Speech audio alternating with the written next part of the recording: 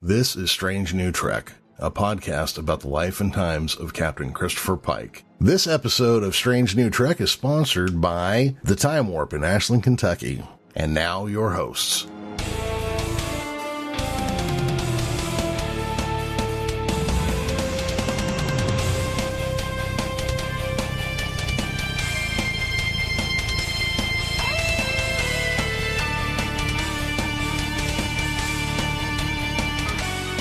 Welcome back, ladies and gentlemen. I am your captain, Jeremy Filmer. And this week we are going to be talking about Star Trek Is. It was the initial draft proposal for Star Trek by creator Gene Roddenberry.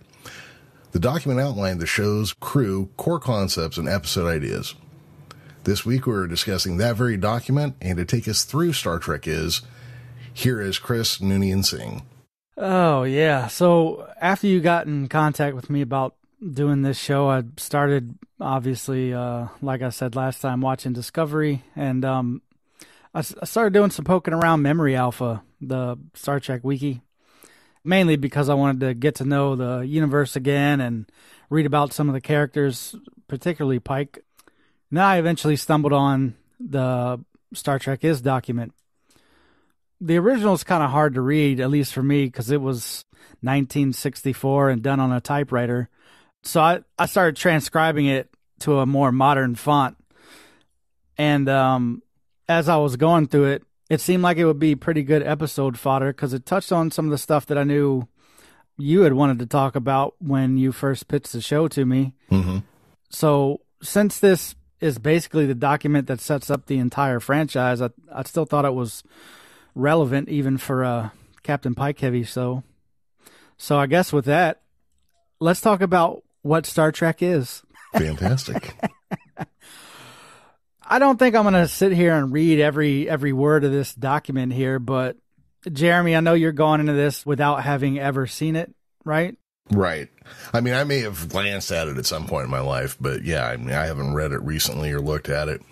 But I was quite the Star Trek nerd when I was young, so I read like the books, like The Making of Star Trek. So I've probably been exposed to some of this. Yeah, so like I said, Gene Roddenberry typed this out in 1964, and it eventually ended up in the hands of some executives at Desilu Studios, which is who ended up making the first original series. Mm-hmm. Yes. It was Lucille Ball who championed this show, Star Trek, yeah. So it basically starts out with a 1-hour dramatic television series, action-adventure, science fiction, the first such concept with strong central lead characters plus other continuing regulars. I guess that's the elevator pitch for Star Trek, and he shopped it around a whole bunch and finally sold it to Desilu. So the next section touches briefly on some episodes, but I'm going to hold off on that until we get to the main episode section. So after the elevator pitch, he kind of starts out with the Drake equation, although in the document itself, it's not exactly right because he's got C to the first power and then RI to the first power, which I think Drake himself actually had to tell Roddenberry, like, something to the power of one is itself. So you didn't need to write the exponent. But anyway, I mean, that's just a nitpick. The point he's trying to make, though, is that there are tons of galaxies, tons of stars per galaxy, a bunch of planets that are probably revolving around those suns or stars.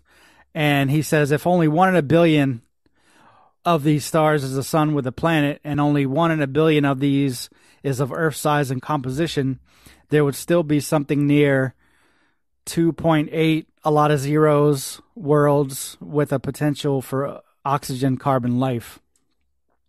And that's essentially what the Drake equation is. So even if he got the actual formula wrong, like, that's basically what it's saying anyway. Like, there's a lot of potential in the universe for inhabited planets. I think he says something like there's probably 3 million worlds. And then he says, or put it in a language of television, Star Trek is a wagon train concept built around characters who travel worlds similar to our own and meet the action-adventure drama, which becomes our stories. Their transportation is the cruiser SS Yorktown, performing a well-defined and long-range exploration science security mission, which helps create our format. So here we get the first glimpse of what the ship was to be called. Eventually, it was changed to the Enterprise, but there have been some callbacks to the Yorktown later in the franchise. I think that was Star Trek Beyond, the third of the Kelvinverse. I think that station they were at was called the Yorktown. That sounds familiar. Further on in that little statement, the exploration, science, and security mission, that's what the Enterprise does. It's starting to come together into something that we know now. This next part is funny. The time is somewhere in the future, quote unquote. It could be 1995 or maybe even 2995. Right. 1995. 2995 is probably a better estimate if we haven't totally destroyed the planet and ourselves by then. Well, we'll see about that. I mean, like real soon. In other words, close enough to our own time for continuing characters to be fully identifiable as people like us, but far enough into the future for galaxy travel to be thoroughly established, happily eliminating the need to encumber our stories with tiresome scientific explanation. That makes sense, that last statement there. Like, if you had constantly had to explain every little thing about the ship and what they were doing, man, that would be a boring show. You wouldn't have time for anything else. No. So, I like that he's still, even back then, he was thinking about that and making sure that it was grounded enough so you wouldn't have to constantly ask questions. Yeah. One of the things I find interesting about this is this, of course, was before human beings had landed on the moon. And so over the development of Star Trek, that's really where the huge leaps and bounds in space travel for humanity happened. So I remember, we're going to talk about this a few episodes down the road, but the Forbidden Planet, in that they say it's like 300 years before human beings reach the moon. It's like 22 something. So it's kind of interesting to see this sense of, look, we know we're getting to space, but is it 35 years from now or is it 350? We don't know. Yeah. So Apollo 11 was the first to touch down on the moon. They did that in July of 1969. Mm-hmm. That's right. And the Cage was shot in 1964, I think. Yeah, man, I can't imagine being alive at that time. It's so weird, isn't it? Yeah, I mean, even right now, if you think about aviation in general, which, I mean, aviation leads into spacefaring, just how not very far removed we are from the Wright brothers. Oh, no. I think about my great-grandmother who died in 1979 and was born in like 1884. And she came to California with one truck and one covered wagon.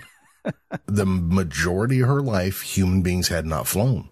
And then the last half of it, not only had we learned how to fly, we sent somebody to the moon. Yeah, that's insane to me.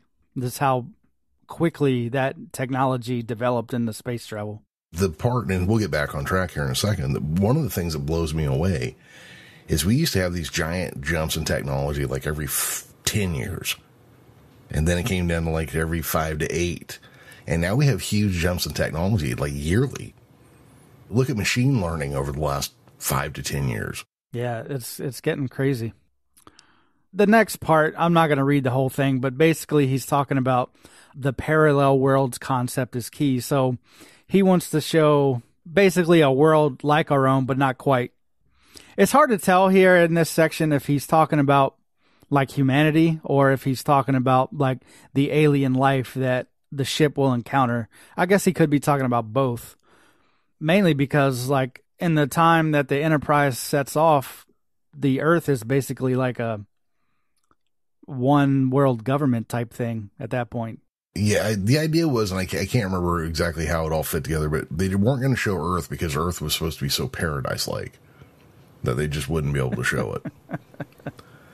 Well, what I do love is, again, you were talking about budgeting and economizing, right? So they go to worlds that are like Earth, so now you can reuse the Western set at the back of CBS's lot or Andy Griffith's street, which they did use. You can see Floyd's barbershop in an episode or two of Star Trek. That's kind of cool. I mean, especially back then when you're talking about making a TV show on next to nothing. Yeah, and then you watch the newer stuff and see how big the budgets are. Oh, yeah. All right, so let's get into some of the characters. There's Robert M. April, the skipper, who's about 34, Academy graduate, rank of captain, clearly the leading man and central character.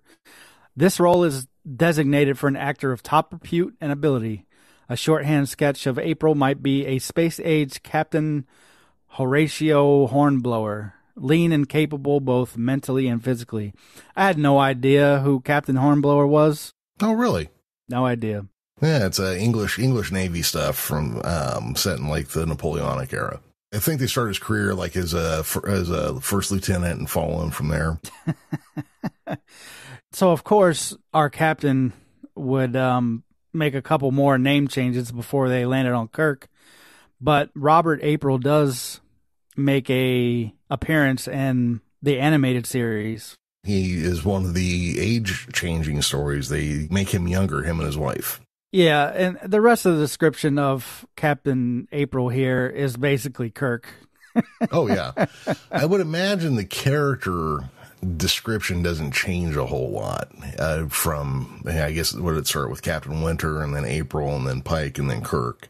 I imagine the core concept was probably the same. It just comes down to the actor playing him at that point. Yeah. And so next we have the executive officer, the old XO, never referred to anything but number one. Mm-hmm.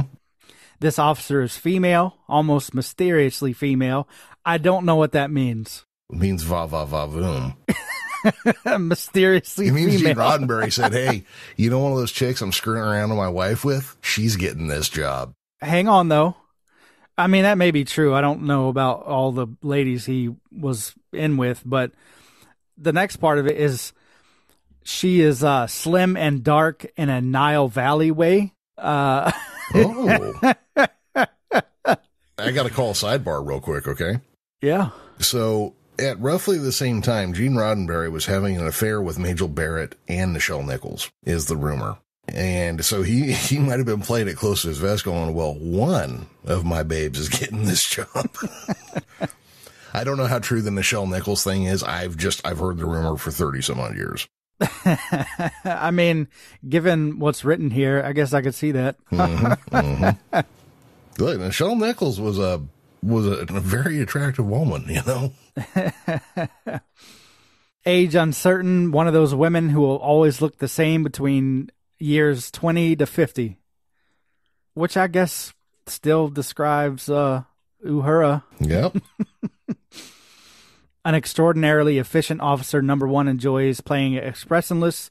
Cool is probably April's superior in detailed knowledge of the multiple equipment systems, departments, and crew members aboard the vessel. When April leaves the craft, number one moves up to acting commander. Now, that second part sounds a whole lot like Spock. Mm-hmm. So it's kind of funny how I was going to say broke this off into two characters, but in fact, it could be argued they broke it off into three characters because in the first iteration of the show, Majel Barrett, like you said, played number one, who is obviously not slim and dark in a Nile Valley way. I mean, I guess you could argue she's mysteriously female, but then you have, once Kirk comes on board, Uhura and then Spock. Yeah. Well, I guess you had Spock during the Pike time, but Spock didn't seem to act like that yet. Spock wasn't really quite Spock yet, was he? No. And we will get into that probably in the next episode, I think, when we talk about the cage and all that stuff. Let's see. The navigator, Jose Ortegas, born in South America, tall, handsome, about 25 and brilliant, but still in the process of maturing. He is full of both humor and Latin temperament. He fights a perpetual and highly personal battle with his instruments and calculators. Suspecting that space and probably God too are engaged in a giant conspiracy to make his professional and personal life as difficult and uncomfortable as possible. He is aware of the historical repute of Latins as lovers and is in danger of failing this ambition on a cosmic scale. You know, I could have done with some of that. That would have been cool. You know, a little bit of that got folded into Scotty, I think, but we'll we'll have to wait, Hold on here, just to make a quick aside. Do you think Lieutenant Ortegas there, was that meant to appeal to Desi and Lucy? Like, hey, we got your Cubans. It might have been. Lucille Ball, I know you like Cubans, and Desi, I know you are Cuban. Huh? It does make sense. Yeah, I mean, in as shallow a method as I can place it, yeah. All right, moving on to the ship's doctor, Philip Boyce, an unlikely space traveler. At the age of 51, he's worldly, humorously cynical, makes it a point to thoroughly enjoy his own weaknesses. Captain April's only real confidant, Bones Boyce, considers himself the only realist aboard, measures each new landing in terms of relative annoyance rather than excitement. That's Dr. McCoy, all right, yeah. Oh, man. Now we come to the first lieutenant, the captain's right-hand man, the working level commander of all the ship's functions, from manning the bridge to supervising the lowliest scrub detail. His name is Mr. Spock. And the first view of him can be almost frightening. A face so heavy-lidded and satanic, you might also expect him to have a forked tail. Now, when I first read that, I messaged you immediately, and I quoted it, and I was like, dude, that sounds like Leonard Nimoy portrayal of Spock to a T. Mm-hmm. Probably half Martian. He has a slight reddish complexion. They were going all in on the Satan part. Yes, they were. Yes, they were. And semi-pointed ears. So they did at least keep that. They turned his complexion green, which is like basically the opposite of red. And I don't know if they say it here, he was supposed to be very emotional when he was originally written.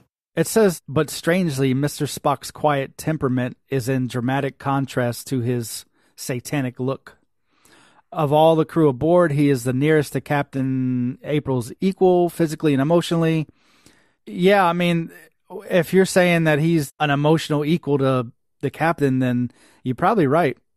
Nimoy's portrayal of him in the cage certainly would go far to prove that, for sure.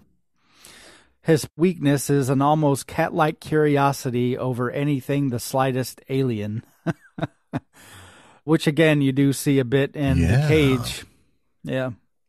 I guess he does have that same curiosity moving forward, but I feel like it's not as pronounced.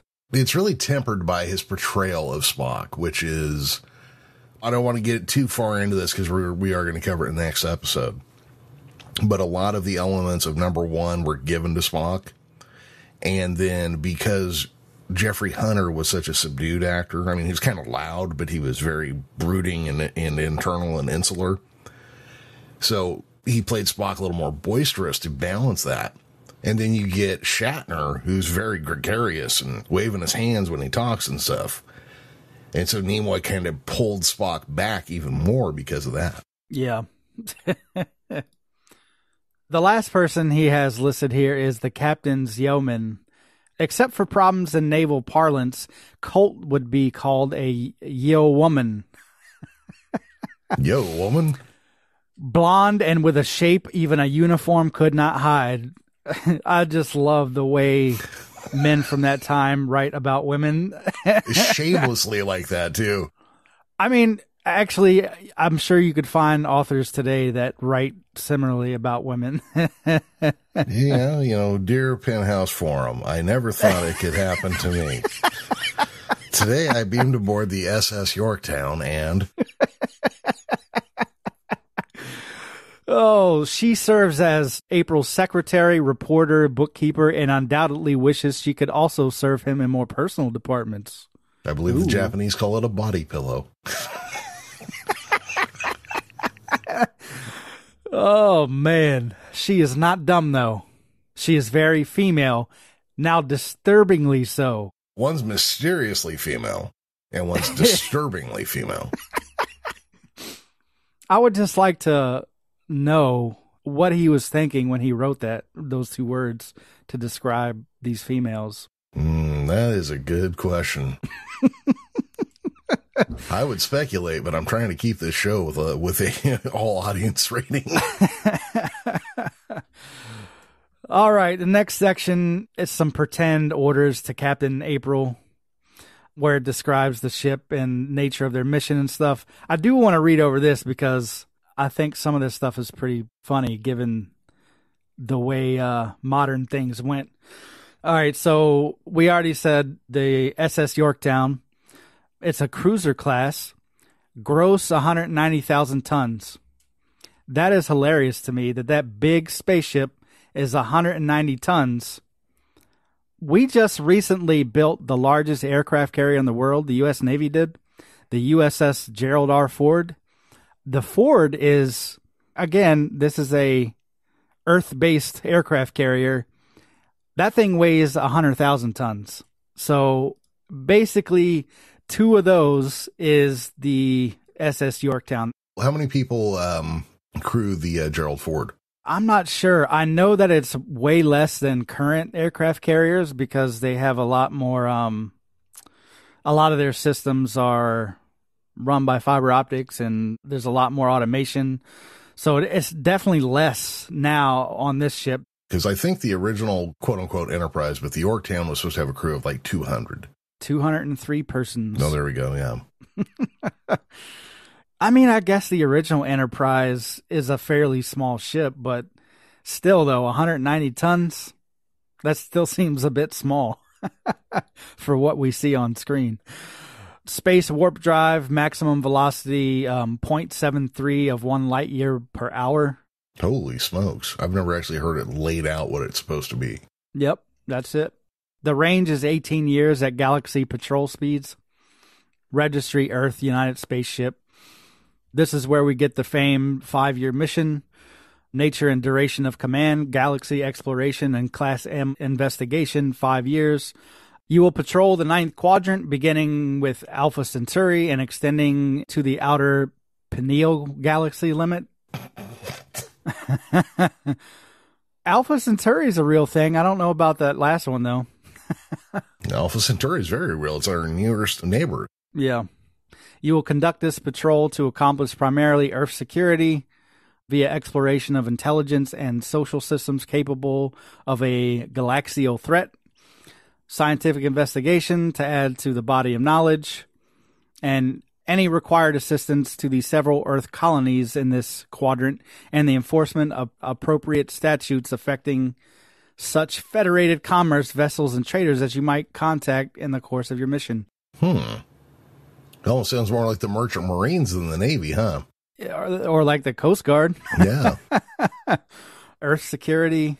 I mean, scientific investigation. I think their mission may have been narrowed down to basically that. Yeah, that was, I mean, one of the core ideas, I believe. I don't know if it started that way or if it just became that as it went.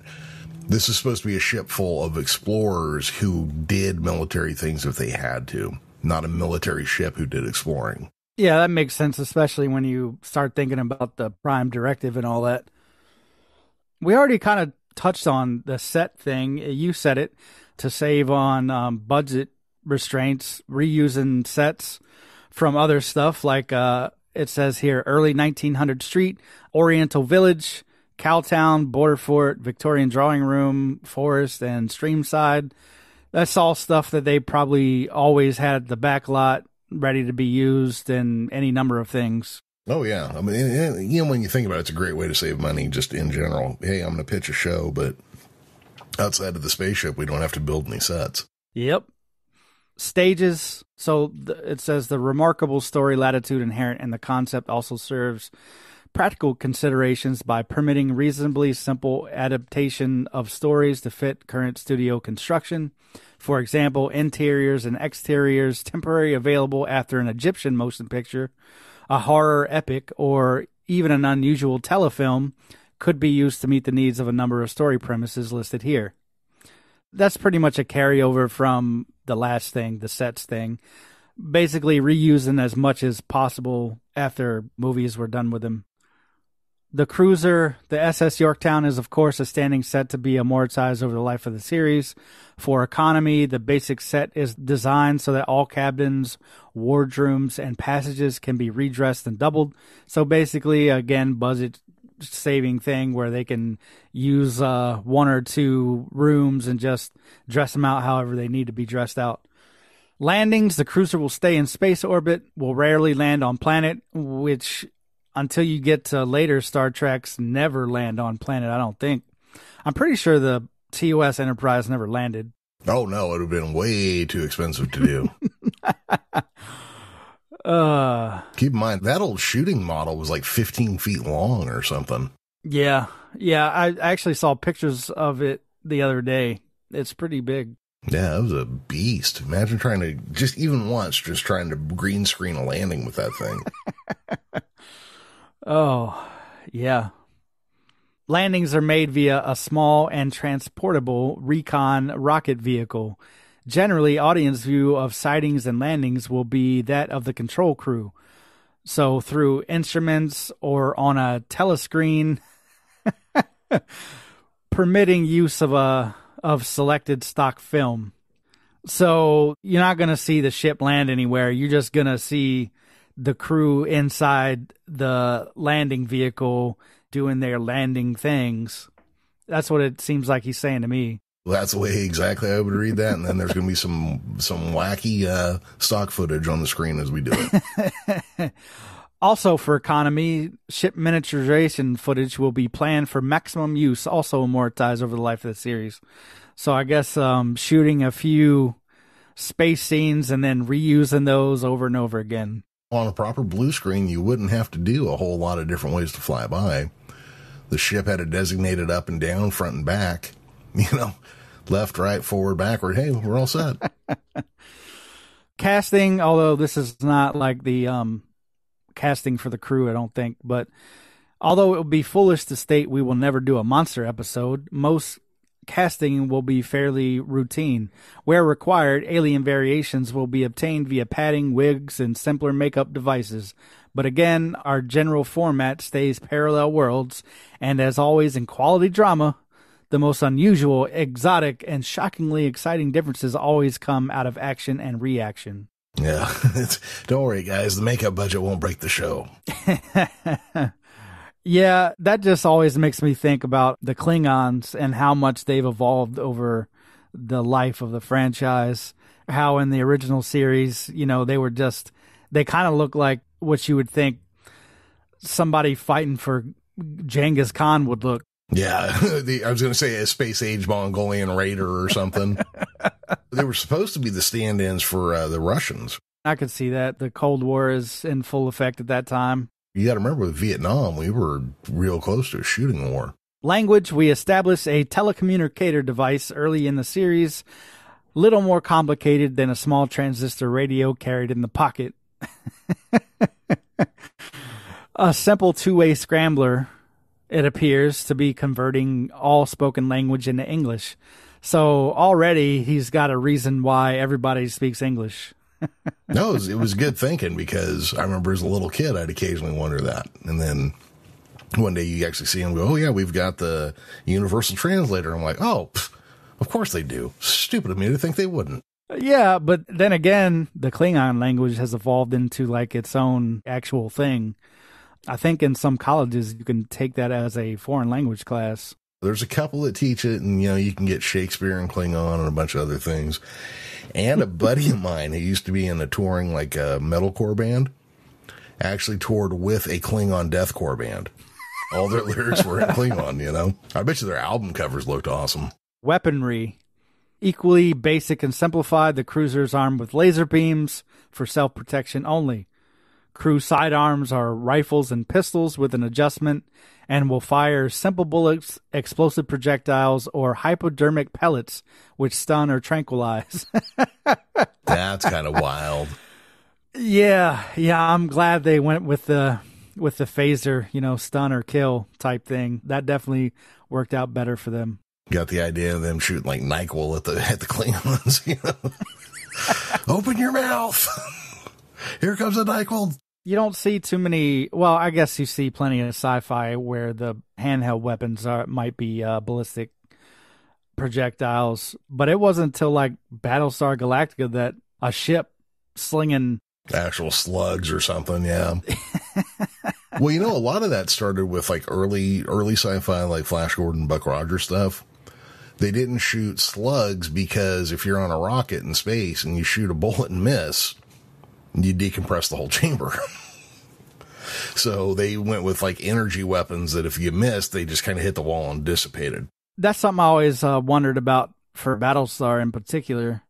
Not so much what you just said, but the fact that space is a vacuum with no friction unless something is around to enforce all that on something. But just some of the battles that they have in space, they're throwing so much, I guess, for lack of a better word, lead into space. It's like, 300 years from now, a ship's just going to be minding its own business and all of a sudden get hit by like a star battle's worth of bullets. Well, I was going to say, a billion years from now in a relatively new young galaxy, all of a sudden a bunch of bullets whiz by, Where the hell those come from? Literally nothing to stop them. Basically, the alien weaponry, because mineral, vegetation, and gravity are similar to Earth, will follow a general Earth pattern. Ranges from spears, bows, swords, and lances to variations of firearms. Now and then, of course, we may spring a surprise variations, such as a fairly advanced civilization which clings to feudal armor and swords as a way of life. Costume, alien garments are basically recognizable, i.e. also following the parallel worlds concept. Pastoral, Indian, or Viking types of alien would generally clothe themselves close to that worn at similar periods in our own social evolution. Makes sense. Mm-hmm. So you don't have to design these crazy outfits all the time. I mean, obviously, TOS did feature some of that. Well, really what TOS really was Feast, their main costume designer, was just a way for him to like put together like a sexy outfit and then have Gene Roddenberry take a pair of scissors to it to show more flesh. You ever look at how like some of the background characters and, the Planet of the Week characters dress, you're like, how's that staying up? And the answer was very often tape. The crew uniforms are naval in general appearance, attractively simplified and utilitarian. Again, surprise variations are possible here too. Did you know, and it doesn't apply here, but I'm going to bring it up because I like to, Kirk's actual shirt on the show was a forest green or an avocado green. Because of the way it was shot and lit, it looked gold, and so when they made the cartoon, they decided to stick with gold. Otherwise, that color would have been green. Moving on to specifics of the USS Yorktown. As with Gunsmoke's Dodge City, Kildare's Blair General Hospital, we may never get around to exploring every cabin, department, and cranny of our cruiser. The point being, it is a whole community in which we can anytime take our camera down a passageway and find a guest star or secondary character, like a scientist, specialist, ordinary airman, passenger, or stowaway who can propel us into a story. That makes total sense. Although with 203 people on board, I don't know how often you're going to find somebody just chilling down a passageway. How often do you think they transfer crew in and out? Well, they go on 5-year missions, so... Yeah, but remember in the cage, they had just gotten their ass kicked on a planet, and they were trying to get to a star base so they could offload their wounded and bring on new crew members. I guess in a case like that makes sense. But I'm just thinking about 2 modern-day aircraft carriers with 203 people aboard. That seems like a lot of empty space. That would be a lot of empty space. Yeah, I mean, I don't know if you've ever been on an aircraft carrier, but they're surprisingly intricate and complicated, and there's lots of rooms and passageways and ladder wells. So to me, thinking about 2 of those melted together with only 200 people on there, it just seems like if you took a camera crew to film inside of that thing, it would be a rarity that they would ever see anybody unless they went to like an engine room or something like that. Yeah. Well, that's the thing too, is you would have to go where people are. It was only rarely on Star Trek did they like walking down the corridors, like run into a bunch of people. Only here and there did that really happen. So a lot of those ships did not feel very lived in back in the 60s. I will give you that. Now and then a story will take place exclusively aboard the Yorktown, such as the tale of a strange intelligence which has made its way aboard and is working to take control over the minds of certain key crewmen, or the transportation of a person or a material which poses a mounting jeopardy to the ship and our characters. I feel like at least that first one was a episode. Isn't that kind of what happened in that episode where Sulu breaks out his sword? Yeah, they had a virus that was making them all shit-faced drunk. Yeah. Matter of fact, the crew of the Next Generation catch that same disease later, too. Oh, yeah. Yeah, I do remember that. Didn't even Data catch that? Yes, prick him, and does he not bleak? And then, run immediately off to Tasha Yar's room. Yeah. The interior construction is utilitarian rather than exotic, with a few appropriate indications of advanced controls and instruments. There are galleys, recreation rooms, a library, a hospital unit, and scientific laboratories in addition to expected items such as the bridge, communication room, and crew quarters, always with a slight naval flavor. Now, I can't recall if they ever showed a communication room because it seems like they just moved the communications person on the bridge. I don't remember for sure. Because occasionally they'd show these weird little odd rooms that you could tell were just like a redress of some other set. And you'd only see them like once, so they fall out of your head pretty quickly. So I don't remember a communication room, but they had the two engineering departments that they would show, the two separate rooms, the couple parts of sickbay, the quarters. And I think the quarters were pretty simple in that they had like a right-handed one and a left-handed one.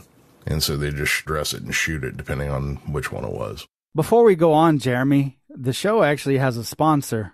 Yes, we do. It is the Time Warp in Ashland. With 2 locations there in Ashland, you can also find them on Facebook and buy their products through Macari. They cover everything from sci-fi to comics to pro wrestling to card games, vintage video games. Chris, if you got a nerdy itch, they can probably scratch it. Well, you know me. You know me and my nerdy itches. All right, well, let's get back to it.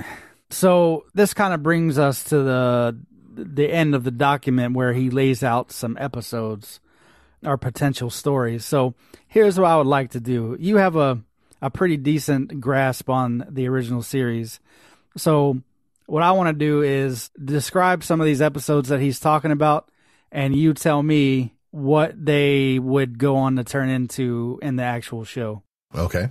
Now, maybe all of them didn't get done that way, but just looking through some of these, I definitely see a few that I know were made into episodes. All right. This one's an easy one, almost a gimme. This episode's called The Next Cage, the desperation of our series lead, caged and on exhibition like an animal, then offered a mate. Well, that is going to be the cage / the menagerie. Yeah. The day Charlie became God, the accidental occurrence of infinite power to do all things. That's going to be Charlie X. I don't even have to hear a whole lot about that one. The wiki says also where no man has gone before. Oh, okay. I guess I probably should have let you talk some more then, but okay, yeah. Charlie X is in that description too, so I'll give it to you. President Capone, a parallel world, Chicago, 10 years after Al Capone won and imposed gangland statuses. Oh, yeah, I can't think of the name of it, but there was the one where Vic Tavac played a gangster, and somebody from the Federation had left a book about Chicago gangs behind, and so they turned the whole planet into a gangster planet. I can't think of the name of the episode, but yeah, it was a fun one. A Piece of the Action. That was the name of it, A Piece of the Action. You got it. Look at you. Tuscana Tyrannosaurus, a modern man reduced to a sling and a club in a world 1 million BC. Okay, so this is one of those episodes that I don't remember real. The world is hollow and I've touched the sky, or it's one where Spock and McCoy ended up going into the past. I don't, or not, maybe not even the past, but it was something like with a primitive society that used to be advanced. I don't remember the name of the episode, but I do remember the episode vaguely.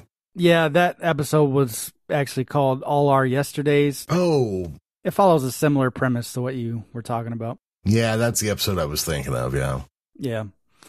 Next one, The Women. Duplicating a page from the Old West hanky-panky aboard with a cargo Mud's of women Women. destined... Yep. Speaking of Mudd, I really enjoyed the Dwight Schrute Henry Mudd in Discovery. Oh, Rainn Wilson, he was really good in that role. I really like that. Yeah. All right, The Coming. Alien people in an alien society, but something is disturbingly familiar about the quiet dignity of one who is being condemned to crucifixion. That one would go on to become Bread and Circuses, where they wouldn't directly reference the Jesus character until the very end in just a narration. Or just an exposition, actually. The Perfect World. Landing on this particular planet, Captain April and the Star Trek reconnaissance team find a civilization approximating Earth circa 1964, but with some unusual exceptions. Seemingly perfect order, no crime, no social problems, no hunger or disease, a place of charming and completely adjusted people. In fact, so pleasant and well-ordered that something has to be wrong. Investigation in this direction finds April seized and subjected to incredible police barbarism, even more shocking by its contrast.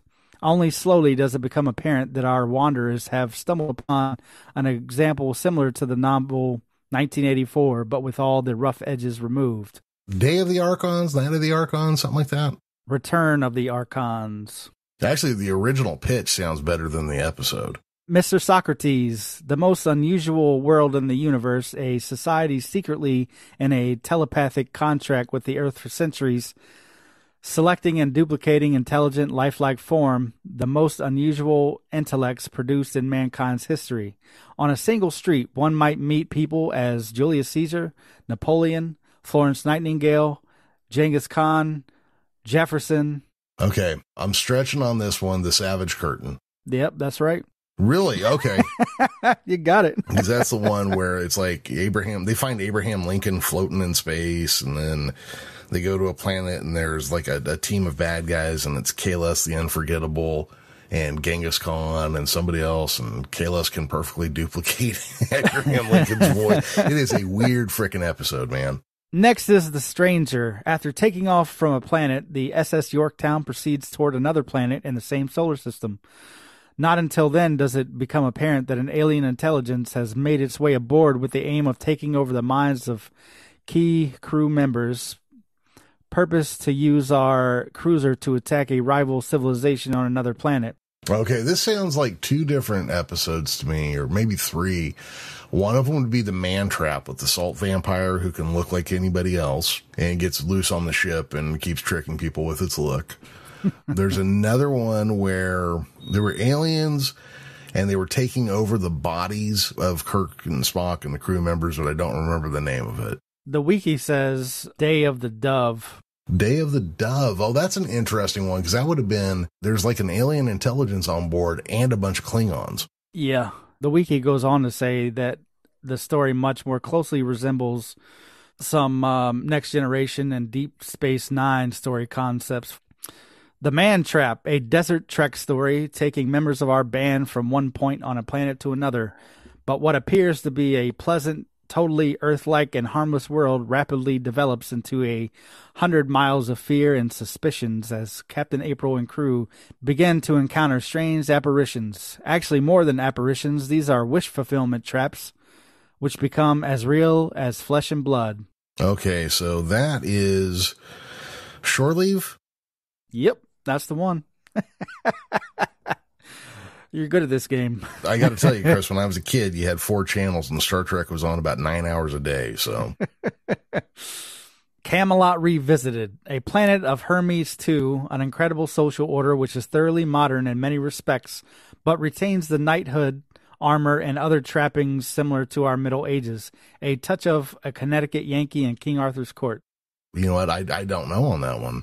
Yeah, the wiki says that this storyline is vaguely similar to Next Generation Cupid and Voyager Heroes and Demons. Okay, so I wouldn't know Voyager, but that doesn't sound a lot like Cupid to me either. Yeah, I would have to go back and watch that. That's the Robin Hood episode. Yeah, it is the Robin Hood episode, but if you think about the point in time Robin Hood takes place, it's the Middle Ages. Okay. But it sounded like they were having fun, and the guys from the Enterprise and TNG are not merry men. 100 AB, or a century after the bomb. A terrifying parallel as we examine what might be our own world a few decades after an atomic holocaust. So there was an episode that I'm trying to remember the name of. When you get to the end, the two groups, the Yangs and the Comms, turn out to be the Yankees and the Commies.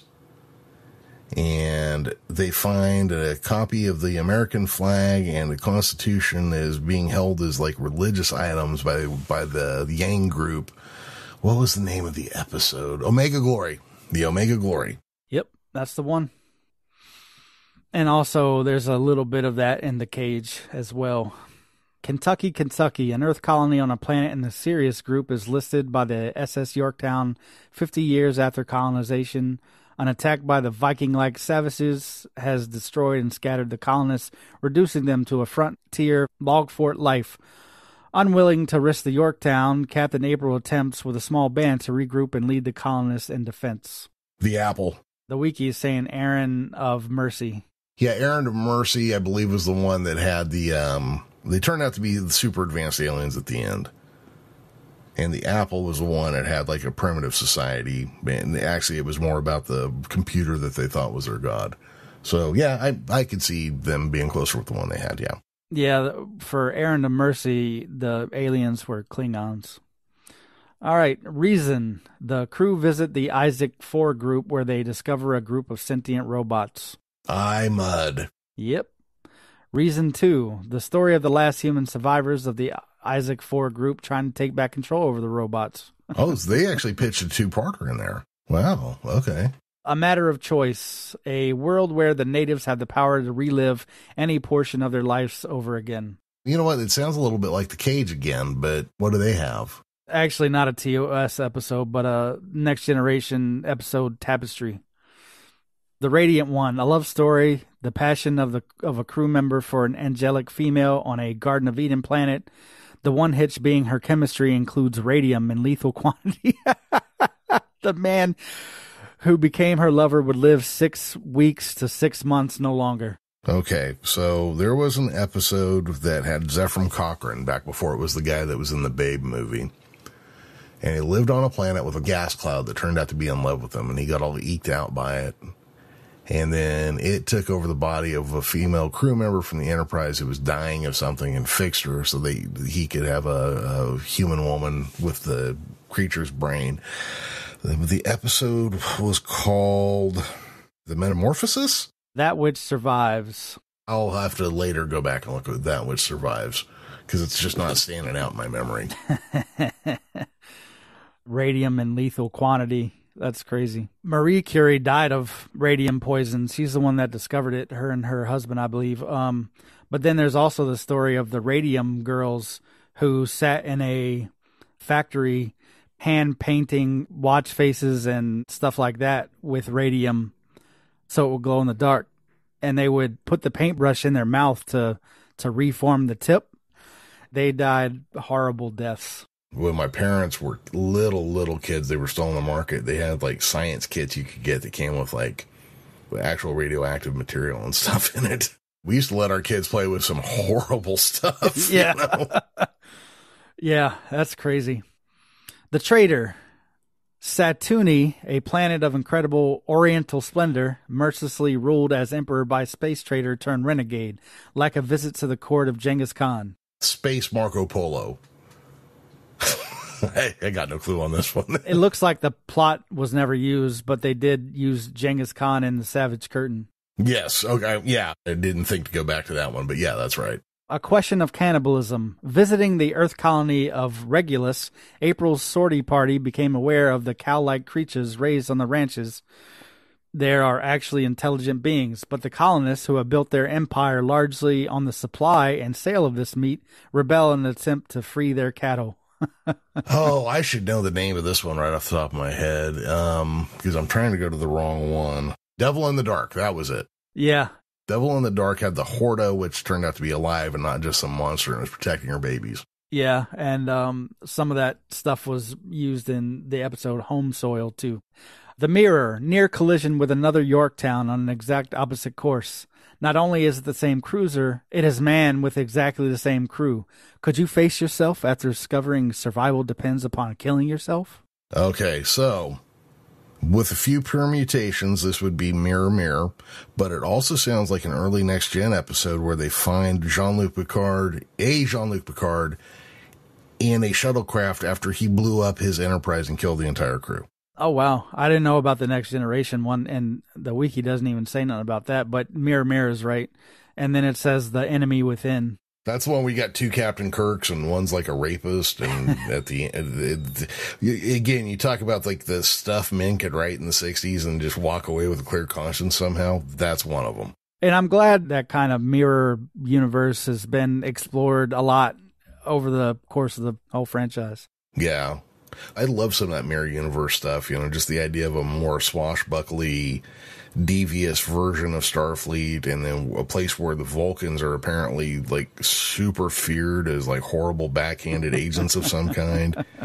The actress that played Marlena Moreau was just unbelievably beautiful. So as a kid, that was like one of my go-to episodes. When I could see it, I would watch it every time just because she looked amazing. Next one is Torx, the first major menace to Earth. An alien intelligence claiming to be pure thought and no body, which devours intelligence, leaving behind a helpless idiot.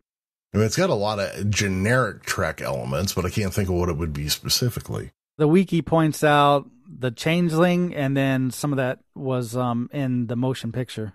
The Changeling and the motion picture are basically the same story, just, different scales. Of course, the difference is both the Changeling and V'ger had bodies. So that's why I didn't really go with either one of those. Makes sense. The Pet Shop, exactly duplicating St. Louis in 1918, a bit where women are so completely the masters that men have the status of pets. That almost sounds like something they did more in the Next Gen than on the original series. Yeah, Angel 1. Yeah, okay, yeah. All the dudes are like little, like 5'2", like go-go dancer looking dudes and stuff, yeah. All right, we got 3 more. Congo, the old plantation days of the South, with slight exception of it being white savages who are shipped in and auctioned at the slave mart. Part of our crew is trapped, thought to be runaways, and sold as plantation and household hands. Sounds like Planet of the Apes in a way to me. And I think this is one of those episodes that gets joked about all the time. Like everybody pitched this show, to the original Star Trek creators back in the 60s. And they'd always say, but instead of black people, it's white people. I don't know what show would have been made out of this unless it is Let That Be Your Last Battlefield. Portrait in black and white. So, the Portrait in black and white was actually an episode that they never made, but it was written by Barry Trivers. And you're right, a bunch of attempts were made to make it work. Yeah, I think it was even an episode of Mad Men where like one of his old friends came up and this was the show he was pitching. This was the episode of Star Trek that he quit doing advertising. He was going to go pitch this episode. The Venus planet. The crew discover a planet of women. The men become increasingly attracted to the women, and almost too late do they realize that there are no more men on the planet. This sounds like a combination of the Man Trap and Mud's Women. Yeah, probably. There was an episode of the animated series called The Lorelei Signal. It also kind of resembles an episode of Voyager called Favorite Son. Okay, I wouldn't know that one. And I haven't seen the animated series since I was either a little kid or a teenager, depending on what episodes we're talking about, Yeah, man, I tried to watch a couple of them, and I just couldn't do it. Oh, it's rough. There is one good one that's about Spock in his childhood. That one and the Tribbles one are actually kind of watchable, but it's still pretty hard. It's still, the voice acting is pretty Filmation-y, Yeah. All right, rounding this whole thing out with the last episode, Infection. A female crew member discovered to be pregnant, and the growing realization it could be the larvae of an alien using her body like some insects plant their eggs in other living insects. That was the child, I believe is what they called it on Next Generation. Yep. Which was originally also pitched for Star Trek Phase 2 with the character that became Ilia on the motion picture. You are correct.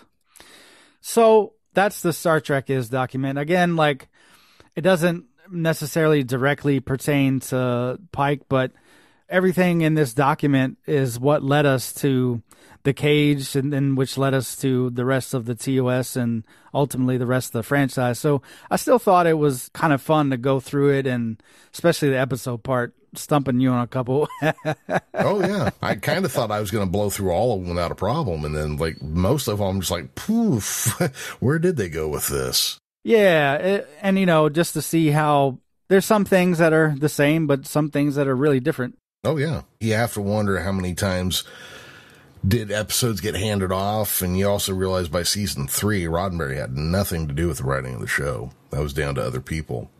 So, you know, how many of his ideas did they just kind of like look at and go, okay, we can use this part of it, but the rest of that, let's skip on that. All right. Well, Chris, thank you for taking the time to read through that and kind of guide us through Star Trek Is. What do we have on deck for next week? Oh, we are going to be talking about the first appearance of Captain Pike in the Cage and the Menagerie episodes. The week after that, we're going to do your Forbidden Planet versus the Cage and talk about the similarities between the two. That, I think, should be a lot of fun. Okay. Well, Chris, thank you for joining me, everybody. I have been your captain, Jeremy Vilmer, and that is our first officer, Chris Noonien Singh. Don't forget to check out the Time Warp in Ashland, Kentucky, or on Facebook or Macquarie. Until next time, set your phasers to sun, and we'll see you then.